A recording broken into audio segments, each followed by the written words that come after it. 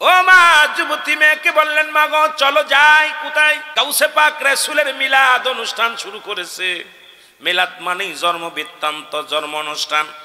যারা আজকে ঈদে মিলাদুন নবী মানেন না, বাবা গাউসে পাক আব্দুল কাদের জিলানী আমার নবীজির ঈদে মিলাদুন নবীর জুলুস করেছে, পালন করেছে। কথাগুলো ভালো করে শুনে নেন, শুনলে কাজে লাগবে। গাউসে পাকের এই দাওয়াতে মা জননী তার যুবতী মেয়েকে নিয়ে বলেন, মা গো চলো যাই, আমরা যাই গাউসে পাকের দরবারে যাই। রাসূলের মিলাদ, রাসূলের শান, রাসূলের প্রশংসা করবে গাউসে পাক আব্দুল কাদের জিলানী। আমরা শুনে আসি এই রকম আপনারা যেমন মাহফিলে দিয়েছেন কবিরপুর নয়াঘাটি, বাবা অনেক হিন্দুরা আসবে, আমি তাদের আলোচনা করব। আল্লাহ যদি দয়া করে যদি কথা বলার সুযোগ দান করেন, শুনে আসি কি বলে বক্তা, কি বলে গাউসে পাক, কি বলে শুনে আসি। মা বলে মেয়েটাকে মারে, আমরা হলাম একেতে মেয়ে, তারপরে তো গাউসে পাক আমাদের দাওয়াত দেন নাই। বিনা দাওয়াতে কেমনে যাই? বিনা দাওয়াতে তো যাওয়া যাবে না। মেয়ে বলে, মা আমার রাসূলের শান, আমার রাসূলের গুণগান গাবে গাউসে পাক, আমার জন্য দাওয়াত লাগবে না। মা গো আমরা তো দাওয়াত খাবার জন্য যাইতেছি না, পড়ার জন্য যেতেছি না। আমার নবীর শান বলবে, আমার নবীর গুণগান গানবে গাউসে পাক আব্দুল কাদের জিলানী। আমার নবীজির শান মানের পাগল হবে। আমরা দূর থেকে আমরা গাউসে পাকের মুখ থেকে আমার নবীজির শান শোনার জন্য পাগল হইলাম। জোরে জোরে চিল্লায় বলা যাবে না মারহাবা। এ দুনিয়ার মুসলমান,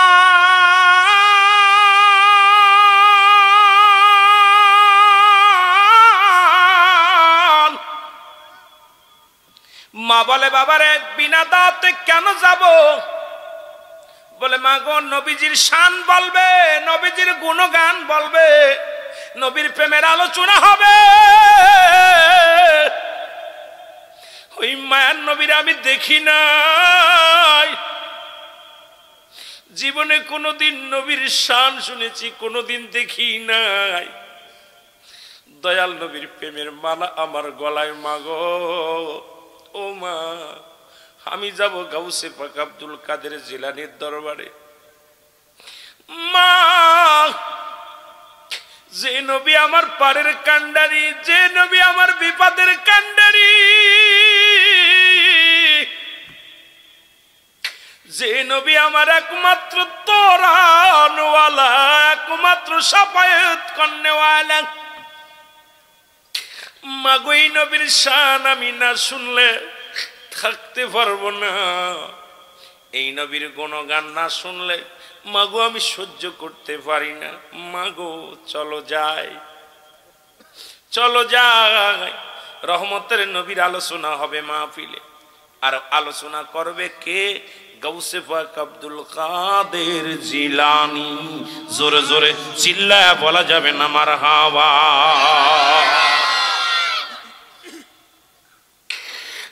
বলে কুকে চাল,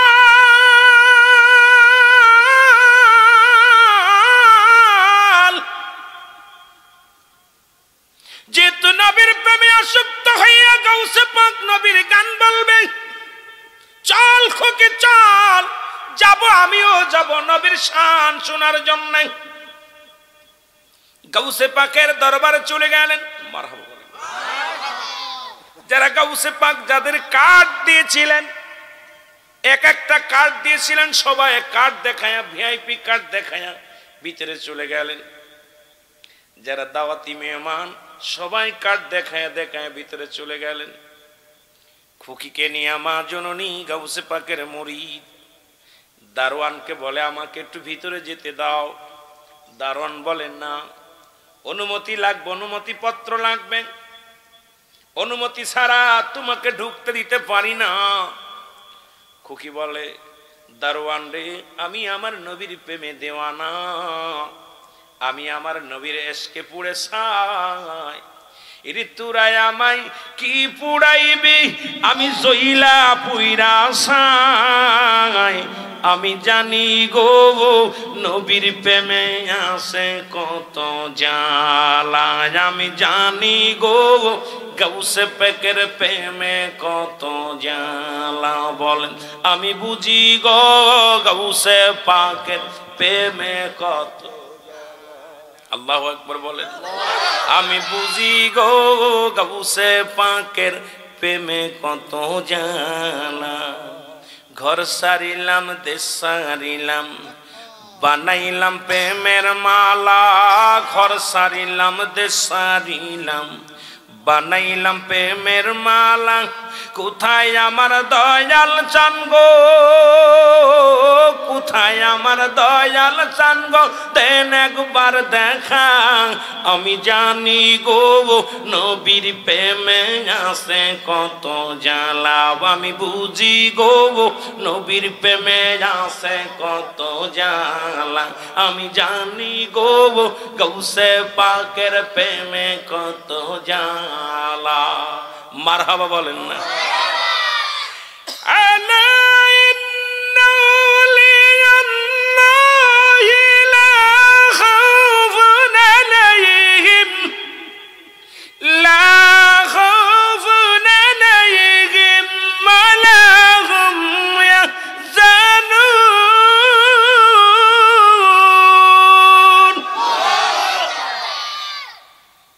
ভয় নাই, টেনশন নাই, চিন্তা নাই। কাদের? আল্লাহর ওলিদের। মারহাবা বলেন না। রাসূল কয় লা ইয়া মউত, তাদের মৃত্যু নাই। সুবহানাল্লাহ বলেন আরো জোরে। আমার ভাইরা, আমার বন্ধুরা, আমার দারওয়ান ডাকতে বলে, খুকি বিনা দাঁতে ভিতরে প্রবেশ করতে দিতে দেওয়া যাবে না। অনেক করুণায় বিনয় করলেন, দাওয়াত নামা সারা ভিতরে ঢুকতে দেওয়া যাবে না। খুকি বলে, মা যে নবীর প্রেমের টানে আমি আইছি গাউসে পাকের কদমে, যে নবীর শান শোনার জন্য আমি এসেছি গো মা, ঢুকতে না দেয় না দিল। চলো যাই একটা রাস্তার কিনারে বইয়া বইয়া সেই নবীর মিলাদ পড়ব, সেই নবীর দুরূদ পড়ব। কারণ এই দিনে নবী দুনিয়ার মধ্যে আগমন করেছে।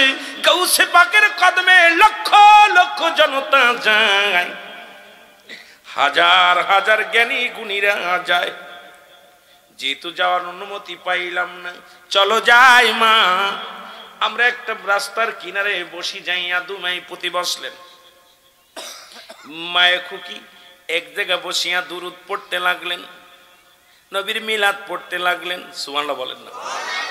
এ মুসলমান, আল্লাহ বলিয়া আইয়ুহাল্লাযীনা আমানু সাল্লু আলাইহি ওয়া সাল্লিমু তাসলিমা।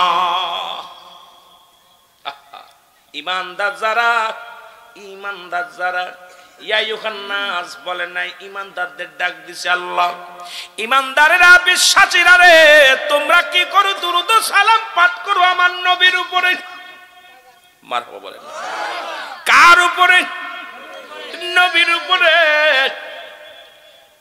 মেয়ের মা দুজনে বইয়া নবীর দুরূদ পড়ে গো।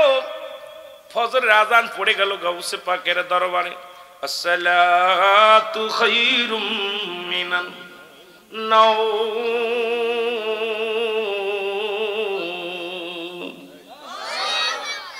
আজান পড়ে গেছে। মেয়ে বলে, মা বলে, মেরে খুকিরে ওঠ, ওযু করে আয়, ফজরে আজান পড়ে গেছে। আমি সারা রাত তাসবিহ পড়েছি, কুরআন তেলাওয়াত করেছি, আমার নবীর দুরূদ পড়েছি। ও খুকি ওঠ, একটু মুখে পানি লাগায় আয়। খুকি উঠলেন। উঠিয়া যখন দরজা খুললেন, দরজা খুইলে দিয়া এক দড়ি ঘরের ভিতরে আবার দৌড়ে আসলেন। মা, মা গো, ও মা। মা বলে, খুকিরে কি হয়েছে? বলে, মা গো, আমি যখন ভিতরে গেলাম, ভিতরে থেকে বাইরে গেলাম গো মা, দেখি একটা মুরব্বী, এত সুন্দর নূরের চেহারা, এত সুন্দর নূর চমকাইতেছে গো মা। আমাদের এই ঘরের দরজায়, যেখানে আমরা ইবাদত করতেছিলাম, সারা রাত ভরে নবীর দুরূদ পড়তেছিলাম, এই দরজার পাশে দেখি একটা মুরব্বী লোক একখানা লাঠি লইয়া দাঁড়াইয়া দাঁড়াইয়া আমার নবীরে সালাম জানাই, আমার নবীর দুরূদ পড়ে গো মা। আমি একটা দড়ি চলে এসেছি মা। জোরে জোরে চিল্লায় বলা যাবে না মারহাবা।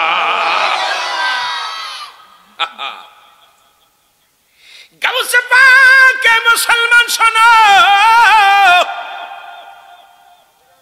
মা বলে খুকিরে কোথায় দেখছিস? কয় মা গো দরজায়। দরজায় সালাম দা, আসসালামু আলাইকুম। কে গো আপনি? আমি বেগানা মহিলা, আপনার সামনে আসতে পারছি না। আপনি কে গো? দাঁড়ায় আছেন দরজায়। গাউসে পাক বলে মা, ও মা শোনো, আমার দারোয়ান তোমার ঢুকতে দিই নাই। আমি বড় লজ্জিত, আমি বড় লাঞ্ছিত। তবে তুমি আমার নবীর এত ভালোবাসো, আমার নবীর প্রেমের মালা যখন গলায় পড়িয়ে নবীর দুরূদ পড়ছো গো মা। আমার নবী এসে গাউসে পাক, আমি গাউসে পাকের কানে কানে বলছে বাবা গাউসে পাক রে যা যা যা, মা আমি পাগল হয়ে গেছি আমার প্রেমে। এ গাউসে পাক একটু যা সান্ত্বনা দিয়ে। মা গো আমি গাউসে পাক আপনার দরজায়, আমি সারা রাত আপনি ভিতর থেকে নবীর দুরূদ পড়েছেন, ভিতরে থেকে আপনি নবীরে ভালোবেসেছেন। আমি গাউসে পাক সারা রাত এই ঠান্ডা রাত্রে দাঁড়াইয়া দাঁড়াইয়া আপনার দরজার পাশে দাঁড়াইয়া রহমতের নবীর দুরূদ পাঠ করেছি, মিলাদ পড়েছি, রহমতের নবীর কিয়াম করেছি মা। জোরে জোরে চিল্লা বলা যাবে না মারহাবা। ও নবী গো সালাতু সালাম জানাই, সালাতু সালাম জানাই আপনার। ও নবী গো আমরা গুনাহগারে বলো সালাতু সালাম জানাই, সালাতু সালাম পরে নবী গো আমরা। এরে আমরা গুনাহগার গনবী, আমরা গুনাহগারে বলো আমরা গুনাহগার গনবী গারে নবী গো। ও নবী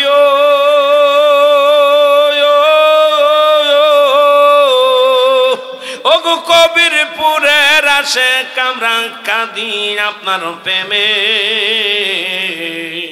ও গো কবিরপুরের আসে কামরা কাঁদি আপনার প্রেমে।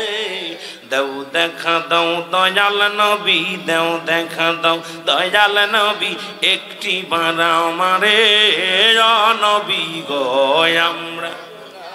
मोहब्बत सालाम दें सालातो सालाम जानाई सालातो सालाम जानाई अपनार परे बोलो सालातो सालाम जानाई अपनार अनबी गो आमरा आरो जोरे बोलेन आमरा गुनाहगार गो नबी आमरा गुनाहगारे बोलो आमरा गुनाहगार गो नबी गरे नबी गोया ए दुनियार मुसलमान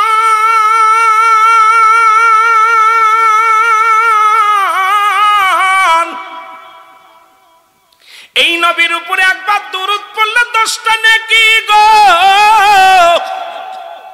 এই নবীর উপরে একবার দরুদ পড়লে 10টা গুনাহ মাফ হয়ে যায়। এই নবীর উপরে একবার দুরূদ পড়লে 10টা গুনাহ মাফ হয়, 10টা পুরস্কার দিবে আমার আল্লাহ ইয়াউমাল কিয়ামতের ময়দানে। মারহাবা বলেন না? এর নবীর দুরূদ পড়লে পারে নবী যদি খুশি হয়ে যায় তোমার মরণের আগে একবার হলো নবীর দিদার পাওয়া যাইবা। আর আশিকেরা শুনে নাও, আশিকেরা শুনে নাও, নবীর যদি দিদার কপালে হয়ে যায়, রহমতের নবীর যদি দিদার হয়ে যায় আপনার আমার নসিবে, ওই দেহটা কোনোদিন জাহান্নামে যাইতে পারে না। নবী তো সবার সঙ্গে দেখা দিব না। রহমতের নবী যার একবারে কপালে জুইটা গেছে আশেক ভাই, ওর ধন্য জীবনটা মরধন্য গো মুসলমান। শুনে নাও, শুনে নাও, ওই নবীর দুরূদ পড়লে খুশি হয়ে যায় আমার আল্লাহ, ওই নবীর দুরূদ পড়লে খুশি হয় আমার নবী, ওই নবীর দুরূদ পড়লে খুশি হয়ে যায় ফেরেশতারা। এই জন্য আজকে কবিরপুর নাহাটের গাউসিয়া কমিটির ভাইরা রে করবা, নবীর প্রেমের আগুন জ্বালাইব অন্তরে। নবী যদি একবার রাজি হইয়া যায়, তোমার নসিব বালা, তোমার কপাল বালা। কারণ নবী লাগবে কবরে, নবী লাগবে মিজানে, নবী লাগবে ফুলসিরাতে, নবী লাগবে ইয়াউমাল কিয়ামতের ময়দানে। নবী বিনে কোনো বান্ধব না।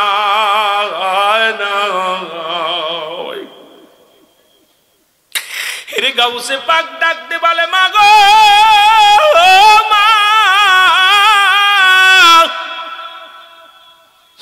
আমার নবীরে তুমি স্মরণ করেছো, আমার নবীজি তোমার ডাকে সাড়া দিছে গো মা। মা গো, আমি গাউসে পাক তোমার বাড়ির পাশে সারা রাত ভরে দাঁড়ায় আছিলাম। মা গো, নবী যদি একবার তোমার উপরে এমন রাজি হইছে গো মা, তোমার কপাল খুলছে আজ থেকে আমি গাউসে পাকের দরবারে, তোমার জন্য দরজা খোলা গো মা। তুমি আমার নবীর এমন প্রেমিক গো মা, তোমার একমাত্র কন্যা নবীজির পাগল গো মা। ও মা, আজ থেকে আমি গাউসে পাকের দরজা খোলা, কারণ তোমার ওই দেহটা রঙে আমার নবীর রঙে রঙ্গিত হয়েছে গো মা, তোমার ওই কলিজাটা নবীর রঙে রঙ্গিত হয়েছে গো মা। আরে আমি কে গাউসে পাক কথা দিলাম মা গো, আর কোনোদিন অনুমতি লাগবে না, আমার দারওয়ান তোমার ঠেকাবে না মা গো। কারণ তোমার দেনের মধ্যে, তোমার ঘুমের মধ্যে, তোমার মনের মধ্যে, হৃদয়ের মধ্যে নবী নবী নবী মা গো, তোমার জীবন ধন্য মা। তুমি গাউসে পাকের দরবার তোমার জন্য উন্মুক্ত। জোরে জোরে চিল্লায় বলো মারহাবা, আর একটু জোরে জোরে চিল্লায় বলেন আল্লাহু আকবার। এ দুনিয়ার মুসলমান,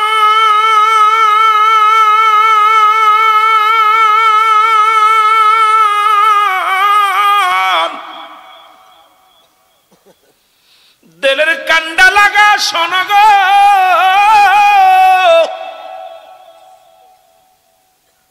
খাজা মাইনুদ্দিন চিশতির একটা কথা বলে যায়।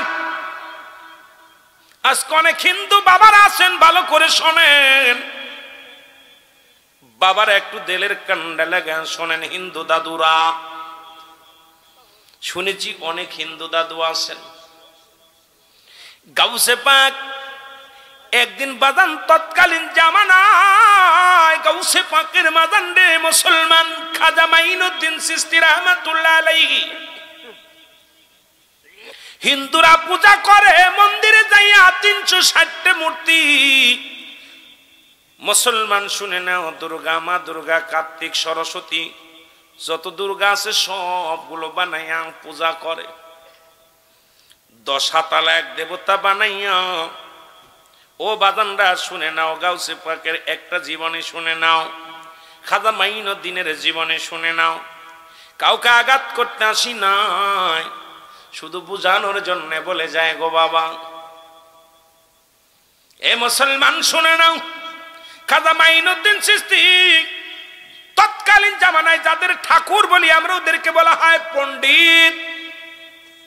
হিন্দু পণ্ডিতেরা প্রতিমায় যা পূজা করে, সরস্বতী, মা দুর্গা, কার্তিক, পেট মোটা, বাজানরা আরো যা আছে এইগুলোরে ভালো করে পূজা করে।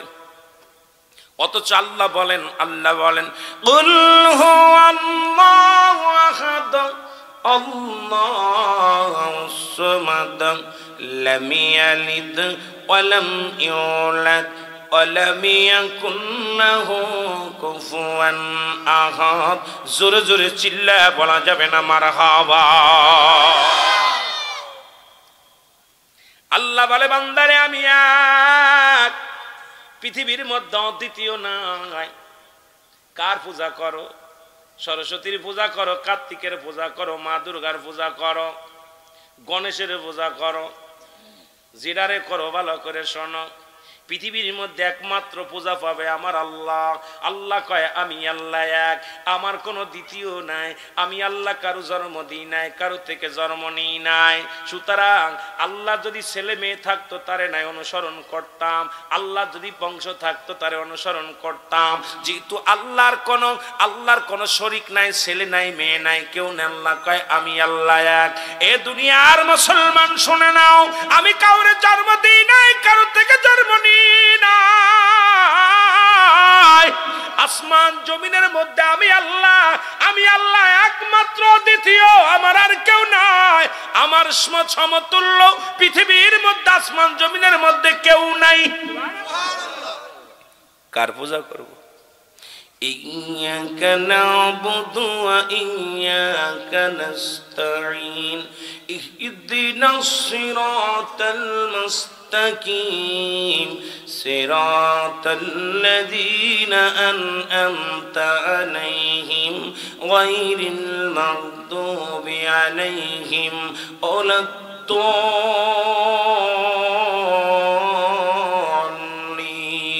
জোরে জোরে চিল্লায় বলা যাবে না মারহাবা। সিরাতাল মুস্তাকিম। ও মুসলমান শুনে নাও, মুত্তাকিনের পরে সিরাতের পথে, সরল সঠিক পথে চলতে হবে রে মুসলমান। সেই পথটা কি পথ আমি আস্তে আস্তে আলোচনায় যাব, ধীরে ধীরে যাব রে মুসলমান। এ দুনিয়ার মুসলমান,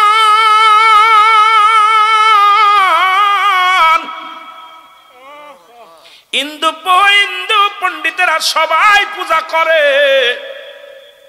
বড় পণ্ডিতের মেয়ে বলে, বাবা গো, ও আমার আব্বা জান বলে কি, প্রতিদিন আপনি মন্দিরে যান, দেবতারে ভক্তি দেন, শ্রদ্ধা দেন, ফুল খাওয়ান, মধু খাওয়ান, মিষ্টি খাওয়ান, কত কি করেন। বাবা কয়, মারে কিছু খায় না, ওটা মানুষ নয়, ওগুলো আমরা এনে খায়, পায়ের গোলে রেখে আসি, ভক্তবিন্দু যা দেয় এটা আমরা একদম আত্মসার করি, এগুলোরে ভোগ করি আমরা। মেয়ে কয়, বাবা কেমন প্রতিমার পূজা করো গো বাবা, কেমন দেবতার পূজা করো, যে দেবতা খাইতে পারে না, কথা বলতে পারে না, সেই দেবতার পূজা করে কি হবে গো বাবা। বাবা গো, আজকে আমি যাব পূজা করতে, বাবা গো আজকে তোমার আর যাওয়া লাগবে না, দেখবা ঠিকই আমি তোমাদের বড় প্রতিমারে আমি দুধ পান করায় আসবো, যতগুলো প্রতিমা আছে সবাইরে আমি দুধ পান করাবো। আমি পণ্ডিতের মেয়ে, আমার কথা রাখবে দেবতারা। বাবা কয়, মারে পাগলামি করিস না, মাটির পুতুলে কোনোদিন কিচ্ছু খাইতে পারে না। এ মুসলমান শুনে না, এটা সম্ভব নয়। মুসলমান গভীর মনোযোগ। মেয়ে কয়, বাবা তুমি আমার কাছে দাও। এরা দুধের পাতিল নিয়ে মেয়ে চলে গেলেন মন্দিরে। মন্দিরে যায় ছোট দেবতারে কয়, দেবতা দুধ খা, কথা বলে না। মেজে দেবতারে কয় দুধ খা, কয় কথা বলেন না। সেজে দেবতারে কয় দুধ খা, দুধ খায় না। বড় দেবতারে কয় দুধ খা, দুধ খায় না। মেজে দেবতা খায় না। মেয়েটা কয়, দেবতারে পাগলামি করলে চলবে না, যতক্ষণ পর্যন্ত আমার হাত থেকে দুধের পাতিল নিবা না, যতক্ষণ পর্যন্ত তুমি দুধ পান করবা না, ততক্ষণ পর্যন্ত আমিও মন্দির থেকে বাইর হব না। মাথা ঠুকায় ঠুকায় মরে যাব। তোমার দুধ খাইতে হবে, আমাকে পুণ্য করতে হবে। যেহেতু আমি পুণ্যের জন্য এসেছি তোমার দরবারে, তোমার পায়ে লুটায় পড়বো, আমাকে তুমি পুণ্য করো, আমাকে তুমি আশীর্বাদ করো। দেবতার পায়ে লুটায় কাঁদতে লাগলেন। এইরকম কন্যা কান্দে, কিন্তু কোন দেবতার দিলে মায়া হয় না। জোরে বল আল্লাহু আকবার। একটা দেবতাও কথাও কয় না, মাথাও নাড়ে না, দুধ খায় না। রাগে ছোটে মেয়েটা খাবি না, কথা কয় না। জোরে জোরে মাথা ঠুকায়া ঠুকায় বড় মন্দিরে যাইয়া রক্ত ছুটে পায়ের গড়তে পুরো মন্দিরে সব দেবতার গায়ে রক্ত মাখায় গেছে। ওই পদ্মে যাইতেছিল খাজা মাইনুদ্দিন চিশতি রহমাতুল্লাহ আলাইহি। জোরে বলেন না মারহাবা। বাস্তব ওয়াজ শোনেন, কিছু কয়া যায়, কথা বোঝেননি? কষ্ট হচ্ছে আপনাদের? রাগ করেন? আমি কাউকে আঘাত করতে আসিনি, আমি বলার জন্য, বুঝানোর জন্য। হেদায়েতের মালিক আল্লাহ, হেদায়েতের মালিক আমিরুল আমিন সিদ্দিকী না, ঠিক কি না? হেদায়েতের মালিক কে? আল্লাহ। মেয়েটা রক্তাক্ত হইয়া পড়ে আছে ভিতরে। গোবিন্দ যাইতেছিল খাজা মাইনুদ্দিন চিশতি, দেখে একটা মেয়ে ভিতরে কান্নার আওয়াজ শুনতে পেরে, একটু পরে কান্নার আওয়াজ বন্ধ। উকি মেরে দেখে দেবতার পায়ের গোড়ে রক্ত তীরের মতো ছুটতেছে। মাথা ফাটিয়ে ফেলেছে, ঠুকাইতে ঠুকাইতে মাথা ফেটে গেছে, রক্ত পড়তেছে জমিনের মধ্যে। খাজা মাইনুদ্দিন ভিতরে যাইয়া বড় দেবতার কানের মধ্যে ধরে, বেয়াদব! মেয়েটা আত্মনাদ করে দুধ খাওয়ানোর জন্য, এত কষ্ট করে দুধ নিয়ে আসে, খা। দেবতা কয়, হুজুর খাচ্ছি। সুবহানাল্লাহ বলেন না, আরো জোরে। মুসলমান শুনে নাও, বড় দেবতার জবান খুলে গেছে, মা দুর্গার দুবার জবান খুলে গেছে। জবান খুলে পড় উনি দুধের পাতিল নিয়ে ভাগাভাগি করে সবাই খাইলেন। আল্লাহু আকবার বলেন। সবাই খাইলেন। মেয়েটাকে বললেন, মারে তুমি চলে যাও, দেবতা তো দুধ খেয়েছে, তোমার পুণ্য দোয়া করে দিয়ে গেছে। বড় দেবতা মাথার মধ্যে হাত বোলায়া দিছে, মাটির পুতুল হাত বোলায়া দেখ, কয় মা যাও, তুমি পুণ্য যাও। মেয়েটা বাড়ি চলে গেছে।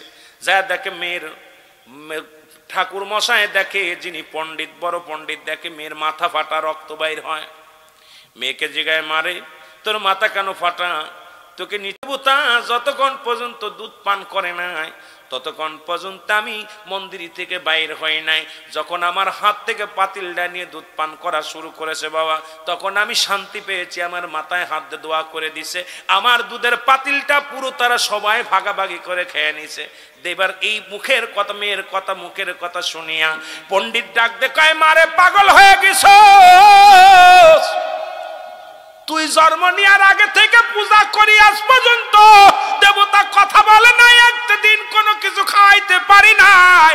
আজকে বললি তোর হাত থেকে দুধের পাতিল নিয়ে ভাগাভাগি করে খাইছে, তোরও মানুষ পাগল কইব, আমারও পাগল কইব, আমার ইজ্জত সব শেষ হইব। জোরে জোরে চিল্লায় বলা যাবে না আল্লাহু আকবার। মেয়ে কই, বাবা আমি মিছা কথা কইতেছি না, তোমাদের দেবতা তোমার উপরে খুশি হয় নাই, আমার উপরে খুশি হয়েছে, এই জন্য আমারটা খাইছে। পণ্ডিত কয়, পণ্ডিত আশেপাশে যত পণ্ডিত ছিল সবাই তো একদম শুনতে পারছে, শুই না সব চলে আসে বড় পণ্ডিতের বাড়ি। পণ্ডিত মশাই, তোমার মেয়ে যা শুরু করেছে, আমাদের ইজ্জত শেষ, আমাদের আর অবস্থা খারাপ। এখন তোমার মেয়ে আমাদের মুখে চুনকালি মেখে দিল। এত ভদ্র কিডারে, এমন আপনাদের আশপাশে থেকে জন্ম নেছে, এটা কথা বলছেন নি? ওই যে ফু দেয় না সন্ধ্যার সময়, ফু দেয়, ও শিখে ফেলছে। ঠিক কিনা? ঠিক কিনা? রাগ করেন না, বড় কষ্ট লাগে এই সমস্ত বোকা। আল্লাহ কবুল করুক, জোরে বলেন আমিন। আমিন বলেন। রাগ করেন? এটা গল্প বলবো, গল্প বলবো। গল্পটা মনে রাখবেন, সর্বশেষে কমু। হুজুর একটা গল্প করতে চাইছিলেন, গল্পটা কন, মনে থাকবো তো? কথা কন, মনে থাকবো? যদি মনে থাকে তাহলে কয়েন। আমার বাবারা, আমি ভালো করে গল্পটা বললে যাবো, খেয়াল করবেন, তবে মিডিয়া বন্ধ করে কইতে হইব, কথা বুঝেননি? কারণ মিডিয়ারা তো আবার টানাটানি করবো ফোনটা নিয়ে, শেষে আরেকজন আমার সকালবেলা আমার নামে মানহানি মামলা দিব। বিপদ, কি একটা বিপদে যা আসি। কথা বললেও দোষ, না কইলেও দোষ, সত্য কথা বললেও দোষ। কোন জগতে আসি আল্লাহ ভালো জানে, জোরে কন ঠিক কিনা? দেবতার সব মন্দিরের সমস্ত পণ্ডিতেরা এসে বড় পণ্ডিতের বাড়ি আসছে, তোমার মেয়ে নাকি দুধ পান করাইছে, তোমার মেয়ে সতীত্ব নষ্ট করছে অন্য কে ধরে, তোমার দেখো কপাল ফাটা, নিশ্চিত অন্য ছেলেরা ধরে তোমার সতীত্ব নষ্ট করে তোমার মেয়ের। এখন আর কোনো উপায় পাচ্ছ না, আমাদের মন্দিরের নামে, আমাদের দেবতার নামে মিথ্যা তহমত দিতেছো। মন্দিরে আমাদের দেবতা তো কখনো এটা খাইতে পারে না। মেয়ে বলে, বাবা তোমার পণ্ডিতদের কথা সাবধান করে বলতে বলো, প্রমাণ যদি করতে চাও আমার সাথে আগামীকাল চলবা, আমি তোমাদের সামনে আমি দুধ পান করাবো। আল্লাহু আকবার বলেন। মেয়ের কথা শুই না পণ্ডিতের হাত তালি, চলো, যদি তোমার হাতের দুধ পান করে তাহলে আমরা সবাই মেনে নিব, মেনে নিব, যাও চলো।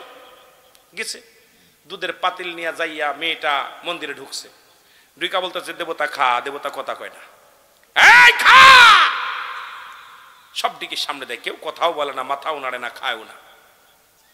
পণ্ডিতরা সবাই বলে, তোমার মেয়ে একটা ভণ্ড, প্রতারক, লুচ্ছা, কারণ তোমার মেয়ে অপহরণ করছে, নষ্ট হয়ে গেছে, এই মেয়ের কথা রাখা যাবে না, মানা যাবে না। বড় পণ্ডিতকে আমার ইজ্জত গেছে, সব পণ্ডিতরাকে তোমাকে ছেড়েচ্ছেদ করা হবে, তোমার মেয়ে আমাদের কলঙ্ক লুটছে আমাদের ধর্মের উপরে। মেয়েটা বড় মন্দিরে যা বলতেছে, এ দেবতা খা। দেবতা কথা বলে না। নিরুপায় হয়ে সবাই যখন মেয়েটাকে মারার জন্য রওনা হয়ে গেছে, মেয়েটা বলতেছে, দেবতা গতকালকে যিনি তোর কান ধরেছিল তাকে কি ডাক দিব? সুবহানাল্লাহ বলেন না, তাকে কি ডাক দিব? বড় দেবতার জবান খুলে গেছে, না মা ডাক দিস না, খাইতেছি। জোরে বলেন না সুবহানাল্লাহ, আর একটু জোরে। বড় দেবতার জবান খুলে বলে, মা গতকালকে যিনি আমার কানের মধ্যে ধরে মোচড় দিয়েছিল তাকে ডাকা লাগবে না, আমরা খাইতেছি। সবাই দুধ পান করলেন। দেবতার দুধ পান করা দেখে পণ্ডিতেরা সবাই অবাক হয়ে গেলেন, আশ্চর্য হয়ে গেলেন। কার ভয়ে মাটির প্রতিমা, কার ভয়ে মাটির পুতুল কথা বলল? সে কোন লোক গো? সে এমন কি লোক যার ভয়ে দেবতা থরথর করে কাঁপে? মেয়েটাকে বললেন, মা গো, কার ভয় দেখালে আর দেবতা তোমার হাত থেকে তোমার এই দুধের পাতিল নিল? মা গো, তুমি নামটা বলো কার? বলে, বাবা গো, আমি তারে চিনি না, তবে তারে দেখলে চিনি। একজন মুরব্বী দাঁড়িয়ে আছে, মুখের মধ্যে টুপি আছে, মাথার মধ্যে পাঞ্জাবি, গায়ের মধ্যে। বাবা গো, গতকালকে গিয়েছিল, এই রাস্তা দিয়ে গিয়েছিল, যখন আমি মাথা ঠুকায়া ঠুকায়া দেবতার সামনে কাঁদতেছিলাম গো বাবা, তখন ওই বাবা গো, ওই মুরব্বী সেই দেবতার কান ধরে বলেছিল দেবতারে দুধ খেয়ে নে, খেয়েছিল। আমি শুধু তারে স্মরণ করেছি। মন্দিরের সমস্ত পণ্ডিতের বলে, চলো যায় দেখে আসি সেই লোকটাকে। হাঁটতে হাঁটতে যা দেখে খাজা মাইনুদ্দিন চিশতি দরজ বাজানে একটা জায়নামাজ বিছাইয়া রাস্তার কোলে এক জঙ্গলের মধ্যে বইয়া বইয়া আমার মৌলার জিকির করে। জোরে জোরে চিল্লায় বলো মারহাবা। মেয়েটা বলে, বাবা ওই যে ওই লোকটা। সঙ্গে সঙ্গে 500 প্রহরী, 500 পণ্ডিত, হিন্দু সহ 500 সনাতন ধর্মের মুসলমান, শুনে নাও, সনাতন ধর্মের 500 মানুষ একসাথে কালেমা পড়ে নিলেন আর বললেন, খাজা মাইনুদ্দিন রে, মাইনুদ্দিন, আমরা আর জীবন গেল ওই কালেমা ছাড়ব না। কারণ তোমার হাতের ইশারায়, তোমার হুকুমে যদি মাটির পুতুল কথা বলতে পারে, সারা জীবন যারে পূজা করলাম, সারা জীবন যারে খাওয়াইলাম, যারা সারা জীবন ভরে শ্রদ্ধা করলাম, সে আমাদের কোনো কথা রাখে নাই।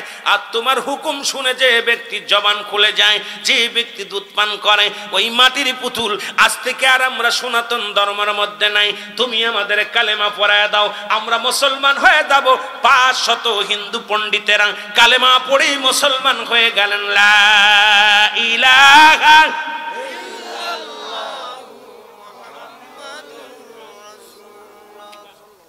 সাল্লাল্লাহু কয়শো? জোরে বলেন, কয়শো? 500 হিন্দু পণ্ডিতেরা একত্রিত হয়ে কালেমা পড়ে নিলেন। মারামারি করছে, হাঙ্গামা করছে আমার বাবারা অসংখ্য। মহান আল্লাহ আপনাদের দুয়ার বরকতে এটা বললে বড় হয়ে যাবে। এই কয়েক মাসের ভিতরে কতজন যে আমি নিজেই কালেমা পড়াইছি। এ মুসলমান, এটা ইমান হলো আল্লাহর হাতে, ইমান তো কোনো মানুষের হাতে না। এই জন্যে কখন কে কালেমা পড়বে আমরা কারো, মুসলমান সবচেয়ে একমাত্র মনোনীত ধর্ম হলো ইসলাম। যেটা বলেন ঠিক কিনা?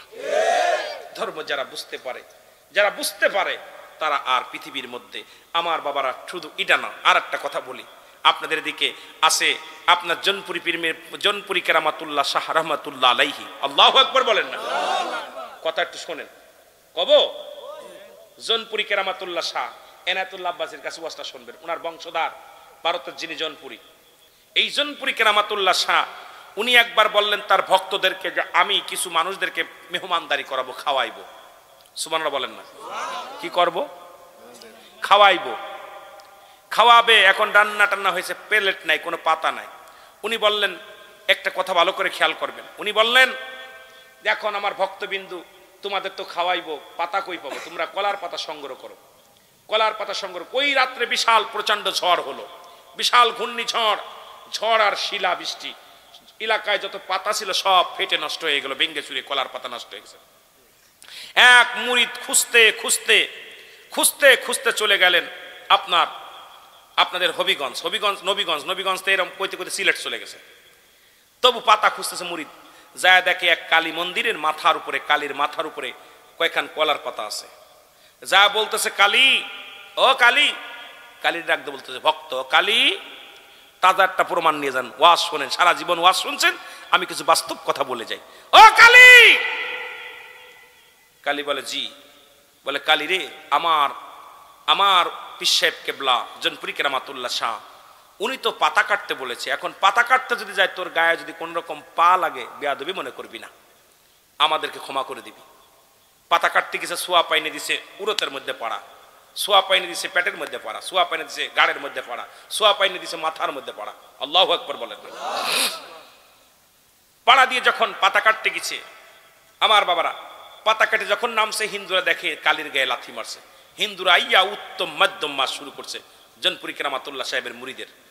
এমন পিটান পিটি নাক মুখ ফাটায় ফেলাইছে, রক্ত পড়তে ঝুলিয়ে। এখন বলছে ভাই আমারে মারেন না, আমি তো হুকুমের আসামি, আমি হুকুম পেয়েছি, আপনি দয়া করে আমাকে আপনারা মারবেন না। কেন? কয় আমাকে যিনি হুকুম দিছে দোষ করলে তো সে করেছে। কয় কে করছে? কয় আমাকে হুকুম দিছে আমার পীর কেবলা জনপুরি কেরামাতুল্লাহ শাহ আমাকে বলছে পাতা কাটতে। আমি পাতা কাটতে এসে কোথাও দেখি পাতা নাই, কোথাও কোনো পাতা পাই নাই। এসে দেখি আপনাদের কালীর মন্দিরের মাথার উপরে পাতা। এটা কাটতে যে আপনাদের পায়ের পারে গায়ে লাথি লাগছে, বেয়াদবি হয়েছে। সবাই কয় চলো যাই, হিন্দু বদ্ধ লোকরে নিয়ে, ওনাকে নিয়ে জনপুরি কেরামাতুল্লাহ সাহেবের মুরিদকে নিয়ে 5 থেকে 1000 হিন্দুর এক ঐক্যবদ্ধ হয়ে স্লোগান দিতে দিতে চলে আসলেন জনপুরি কেরামাতুল্লাহ সাহেবের বাড়িতে। ওয়াজ শুনেন, বাস্তব ওয়াজ শুনেন, সত্য ঘটনা শুনেন। জনপুরি কেরামাতুল্লাহ সাহেবের কাছে চলে আসলেন। আসার পর কি করলেন দেখেন। আসার পর জনপুরি কেরামাতুল্লাহ সাহেবকে বলতে, হুজুর, খুব ধমকের জ্বালায়, হুজুর। বলে কি? বলে হুজুর আপনার ভক্ত আমাদের কালির গায়ে লাথি মারছে, বিচার চাই। কি চাই? বিচার চাই। হুজুর বলেন এটা তো বেয়াদবি হয়েছে, একজনের ধর্মের উপর একজন আঘাত করেছো, এটা বিশাল অপরাধ করেছো, বিশাল অপরাধ করেছো। মুরিদকে ডাকতে বলে, মুরিদ। বলে জি হুজুর। কয় তুমি কি সত্যি ওদের কালির গায়ে লাথি মারছো? কয় হুজুর আল্লাহর কসম আমি লাথি মারি নাই। সুবহানাল্লাহ বলেন না। হিন্দুরা বলে লাথি মারছে, মুরিদ বলে লাথি মারি নাই। হিন্দুরা বলতেছে হুজুর আমাদের কালির গায়ে লাথি মারছে, আর হুজুর বলে আমি লাথি মারি না। কি হয়েছে হুজুর? হুজুর আমি যখন পাতা কাটতে গেলাম সোয়া পাই নাই, দিছি পুরোতের মধ্যে পাড়া, এরপরে পাই নাই পেটের মধ্যে পাড়া, তারপরে ঘাড়ের মধ্যে পাড়া, তারপরে মাথার মধ্যে পাড়া। হিন্দুরা বলে হুজুর শুনছেননি, আমরা বলছি লাথি মারছে, উনি পেটের মধ্যে পাড়া মারছে, মাথায় পাড়া মারছে, ঘাড়ে পাড়া মারছে। আল্লাহু আকবার বলেন না। জনপুরি কেরামাতুল্লাহ সাহেব বলেন বাবা আপনারা উত্তেজিত হয়েন না, দুজনের কথা দুদিকে চলে আসছেন। আপনি বললেন আপনারা বলতেছেন আপনাদের কালির গায়ে লাথি মারছে, আর আমার মুরিদ বলে পাড়া মারছে। পাড়া মারছে আর লাথি মারছে, দুইটা কথা হয়ে গেছে না? বাবা এসব বাদ দেন, আমি যেটা বলি চলেন আমরা যাই কালী কি বলে। সুবহানাল্লাহ বলেন না। চলেন আমরা যাই কালী কি বলে। জনপুরি কেরামাতুল্লাহ সাহেব মুরিদদেরকে নিয়ে চলে গেলেন। হিন্দু বদ্দুল্লাহ 1 থেকে 1000 উপরে সব ভক্তদেরকে নিয়ে হিন্দুরা চলে আসছে যে আল্লাহর ওলি কি বিচার করে, উনি একজন কামেল মানুষ, উনার বিচার দেখবো আজকে। উনি যায় কালী মন্দিরে যায়, বলে হুজুর আমরা কালী কি বলবে, কালী তো কথা বলতে পারে না, কি বিচার করেন বাবা, কালীর কাছে চলেন না, জায়গায় যায়। যেহেতু আপনারা বলছেন লাথি মারছে, মুরিদ বলছে পাড়া মারছে, ভেজাল তো 2 জায়গা হয়ে গেছে, এখন চলেন যাই দেখে আসি কি বলে। আল্লাহু আকবার বলেন না। আল্লাহর ওলি চলে গেলেন। আমার বাবারা খেয়াল করেন, কথা বলবেন না, মুখস্থ করেন, কাজে লাগবে, কাজে লাগবে, মুখস্থ করেন আব্বা, লাগবে কাজে। আইয়ে জনপুরি কেরামাতুল্লাহ সাহেবের ঘটনা, এই যে কিছুদিন আগের ঘটনা, কাহিনী শোনেন। এবার জনপুরি কেরামাতুল্লাহ সাহেব যায় বলতে, কালী যাহা বলিবা সত্য বলিবা, মিথ্যা বলিবা না। কালী বলে হুজুর আমি যাহা বলিব সত্য বলিব, মিথ্যা বলিব না। সব হিন্দুরা অবাক, জীবনে কথা বলে না, কালী কথা বলছে। কালী তোমার সাথে কি ব্যবহার হয়েছে বলো।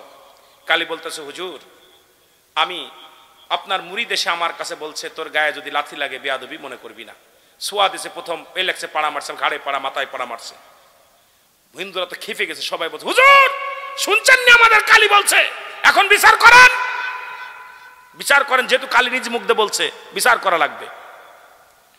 আল্লাহর ওলি জনপুরি কেরামাতুল্লাহ সাহেব বলতেছে বাবা ধৈর্য ধরেন। ও কালী আমার মুরিদ যে তোরে পাড়া মারছে বেয়াদবি মনে করছিস, মনে কিছু করছিস? কালী বলতেছে হুজুর আপনার মুরিদের পায়ের ধুলায় আমি ধন্য হয়েছি, আমি মনে কিছু করি নাই। সুবহানাল্লাহ বলেন না। আরো জোরে, আরো জোরে। আপনার মুরিদের পায়ের ধুলায় আমি ধন্য হয়েছি, মনে কিছু করি নাই, মনে কিছু করি নাই। আমার বাবারা গভীর মনোযোগ, 100 নাই 1000 খানেক যত ছিল সবাই। হুজুর বললেন দেখেন বাবা যার সাথে বেয়াদবি করেছে সেই তো মাফ করে দিছে, এখন আমি কি বিচার করব বলেন? বেয়াদবি যার সাথে করেছে, যার সাথে দুষ্টমি করে, যার সাথে হট্টগোল, সেই তো মাফ করে দিছে, মনে কিছু করে নাই, কি বিচার করব? সঙ্গে সঙ্গে এক বাক্যে 1000 মুসলিমেরা মুসলমান হয়ে গেছে কালেমা পড়ে। জোরে বলেন মারহাবা। আর একটু জোরে। কষ্ট পাচ্ছেন? যারা ওদের দলের লোক তারা কষ্ট পাচ্ছেন। আপনাদের ঈদগার ময়দান ওরা আসে তো জামাতে প্রথম কাতারে দাঁড়ায়, তাই না? ঈদের নামাজে প্রথম কাতারে দাঁড়ায়, কথা কয় না কেন? জুম্মার নামাজে আর আপনারা ওদের কাছে না গেলে হয় না, ওরা যেই কাজ দশ হাত বানায় আপনার আমরা মুসলমান যে পাহারা দেয় আর এরম বসে থাকে, টুম করে বসে থাকে, দূরে নাড়ু খাল লোবে, কথা কয় না কেন? দূরে নাড়ু খাল লোবে, মিষ্টি দিব। আহারে কেমন মুসলমান, কত বড় নিকৃষ্ট জাতি, লজ্জা লাগে, বড় লজ্জা লাগে মুসলমান জাতি। কুরবানির গোস্ত ওরা নিতে আসে আমাদের বাড়ি, কথা কন না কেন? রোজার ঈদে, জুম্মার নামাজে, হা হা, লজ্জাজনক ব্যাপার। একটা আপনার এত আশপাশে কতগুলো আছে, একটা লোক জীবন আপনার ঈদের জামাতে আসবে না, একটা লোক আপনার জুম্মার নামাজ আসবে না, অথচ আমরা মুসলমান এত বড় নিকৃষ্ট গুয়ে মাছির মতো। গুয়ে মাছি দেখছেন? গুয়ে মাছিগুলো মাছির পর মধুর পর বসে, পায়খানার পর বসে, ঠিক কিনা? এই গুয়ে মাছি মার্কা মুসলমান আমি দেখেছি অনেক টুপি মাথায় দিয়েও সামনে বসে আছে। মাঝে মাঝে ফেসবুকে দেখছেন না তোমরা? ভাই কথা কইস না কেন? কথা কয় না কেন? আমি লজ্জা পাই এই মুসলমানগুলো। এই জন্য আল্লাহ কয় মুসলমানদের মধ্যে মুনাফিক, এই অমিনান নাস, মানুষের মধ্যে মুনাফিক আছে। আল্লাহর আদালতে জবাব দিতে পারবি না বাবা। ওরে আজ না হয় কাল তুমি যাইবা কবরে, মরার পরে ছবি রবে গো তোমার, এই না জগতে মরার পরে ছবি রবে। এরে দাদাই গেছে বাবাই গেছে কেউ না ফিরে আইল গো, দাদাই গেছে বাবাই গেছে কেউ না ফিরে আইল গো, মরার পরে ছবি রবে গো তোমার, এই না বনে মরার পরে ছবি রবে। ওগো আজ না হয় কাল তুমি যাইবা কবরে, মরার পরে। এ দুনিয়ার মুসলমান,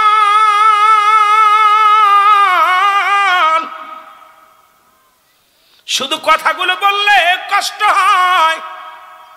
সিলেট বিভাগের মানুষ শুনে নাও, শাহজালাল ইয়ামেনী, মারহাবা বলেন না? আপনাদের ওয়াজটা এবার করি, একটু বোঝানোর জন্য বলে যায়। খাজা শাহজালাল ইয়ামেনী, মারহাবা বলেন না? খাজা শাহজালাল ইয়ামেনী 360 জন আউলিয়া নিয়া কোথায় মক্কা মদিনা হইয়া কাশ্মীরি হইয়া ভারতবর্ষ হইয়া আসলেন কোথায়? সিলেট অঞ্চলে। গেছেন নি কেউ? কেডা কেডা গেছেন একটু হাত তোলেন। শাহজালাল মারহাবা, খুশি হলাম, সবাই তো গেছেন। আল্লাহ কবুল করুক সকলে বলুন আমিন। অনেক ভালো লাগলো যে আল্লাহর ওলির দপ্তরে গেছেন। আমার বাজানেরা শুনে নাও, শাহজালাল ইয়ামেনী 360 জন আউলিয়া নিয়া গো উনি চলে আসলেন। গোরগোবিন্দ ঘোষণা করে দিলেন, আজকে কার জন্য টুপি মাথায় দাও, কার জন্য গরু কুরবানি করো, কার খাতিরে নামাজ পড়ো, মোল্লাগিরি দেখাও। এই সিলেট বিভাগের মধ্যে দাড়িওয়ালা টুপিওয়ালা মানুষ ছিল না, মুসলমান দাড়িওয়ালা মানুষ ছিল না। শাহজালাল ইয়ামেনী ইসলাম আনছে, তারে মানার দরকার আছে কিনা? জোরে বলেন আছে কিনা? রাজা গোরগোবিন্দ তখন ক্ষমতা, বিশাল ক্ষমতা রাজা গোরগোবিন্দ। গোরগোবিন্দ বললেন, আমার রাজ্যে কোনো গরু কুরবানি হবে না, আমার রাজ্যে কোনো নামাজ হবে না, সিলেটের জমিনে কোনো আজান হবে না। তোমরা কোন দেশের মানুষ শুনে নাও, মুরব্বী বাজানেরা আছে যারা একটু বলতে পারবো। শাহজালাল ঘোষণা করছে, ও মুসলমান, গোরগোবিন্দ ঘোষণা করছে, এই সিলেটের জমিনে কোনো আজান দেওয়া যাবে না, সিলেটের জমিনে কোনো কুরবানি হবে না, কোনো নামাজ হবে না। আমার আল্লাহ খুশি হইয়া শাহজালাল ইয়ামেনী কি পাঠায়া দিছে, বলেন আল্লাহু আকবার। শাহজালাল ইয়ামেনী 360 জন আউলিয়া নিয়ে রওনা হয়ে গেলেন। গোরগোবিন্দর কানে খবর আসলো। গোরগোবিন্দ কয়, কোন দাড়িওয়ালাকে দেখলেই জবাই করবা, টুপিওয়ালাকে দেখলেই জবাই করবা। এরে কিসের মৌসুম এত বাড়াবাড়ি করো মুসলমান? দাড়িওয়ালা টুপিওয়ালারা যেন সিলেটের জমিন আসতে পারে না। নৌপথ বন্ধ, বিমান পথ বন্ধ, স্থল পথ বন্ধ, সব নদী পথ বন্ধ ঘোষণা করে দিলেন। যদি কোনো দাড়িওয়ালারে কেউ গাড়িতে উঠায় তার চাকরি শেষ, যদি কোনো দাড়িওয়ালা টুপিওয়ালারে নৌকায় পার করে তার চাকরি শেষ, তাকে শিরচ্ছেদ করা হবে। যদি কোনো বিমানে যদি কোনো দাড়িওয়ালা টুপিওয়ালারে উঠায় তার জীবন গর্দান চলে যাবে। এমন একটা ঘোষণা করে দিয়ে চিঠি লিখে দিলেন সারা ভারত, কোথায় সিলেট বর্ষের মধ্যে চিঠি লিখে দিলেন। বিশাল চামড়ার হরিণের চামড়া, এই চামড়া শুকানো চামড়ার মধ্যে লিখে দিলেন, শোনেন এত দ্বারা জানানো যাইতেছে যে সিলেট বিভাগের মধ্যে কোনো দাড়িওয়ালা টুপিওয়ালা ব্যক্তি যদি প্রবেশ করে তাকে শিরচ্ছেদ করা হবে, তাদেরকে এই জমিনের মধ্যে ঢুকতে দেওয়া যাবে না। আমি রাজা আদেশ করবে, রাজা গর গোবিন্দ জোরে জোরে চিল্লায় বলো মারহাবা।